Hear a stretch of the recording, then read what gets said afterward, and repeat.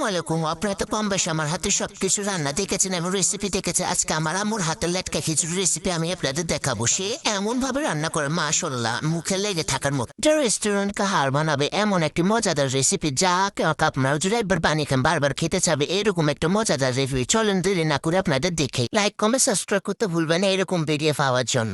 রামু এখানে কয়টি মোরগ ভেজে নিয়েছে ঘুরাবো যাতে ভেঙে যায়।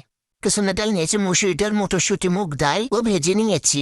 1 কেজি স্যার সুন্দর করে ঘুষো ঘুষো যাতে সাদা হয়ে যায়। তারপর চুল সুন্দর করে জ্বালিয়ে দিব। এখানে 1 কাপ আমি সুন্দর মতো ঢেলে দিব। তেজপাতা, এলাচ, দারচিনি সবগুলো এখানে দিব। এবার এখানে আমি 1 কাপের পেঁয়াজ দিয়ে দিব। আমি সুন্দর করে নেড়ে দিব, নেড়ে ছেড়ে দিব। 3টা কাঁচামরিচ দিয়ে 2টা টমেটো দিয়ে এগুলো আমি সুন্দর করে নেড়ে দিবে। পরে এখানে চালগুলো সুন্দরভাবে হিলে দিব। তারপর আমি আবার এগুলো করে লেড়ে দেবো যাতে নিচে না লেগে যায়, না লেগে যাবে। 2 চামচ আদা বাটা দিয়েছি, বা লাইট সাবস্ক্রাইব করতে ভুলবে না দয়া করে। এখানে 2 চামচ আবার রসুন বাটা দিয়ে দিলাম। এগুলো আবার সুন্দর করে আমি নেড়ে দিব।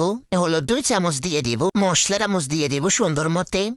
রাইস কমে রাখবেন যাতে লেগে না যায়। তারপর এখানে আমি মরিচ একসে দিল মতো লবণ আবার সুন্দরভাবে নেড়ে হয়ে গেলে আমি এখানে 1 কাপ গাজর দিয়ে দিব। রকম বেজে থাকা ডালগুলো দিন, তারপর গুলা দিয়ে দিব। আমি সুন্দরভাবে নেড়ে দিব যাতে লেগে যায়। আবার এখানে আমি পরিমাণ মতো দিয়ে দিব। দিয়েছি একটা জগ দিয়ে পানি তামিরবো, পর নেড়ে দিব।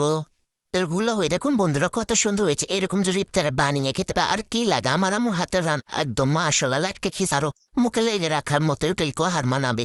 সবাই সাবস্ক্রাইব করতে ভুলবেন না এরকম বিয়োজন। সবাই ভালো থাকবেন, সুস্থ থাকেন। আল্লাহ।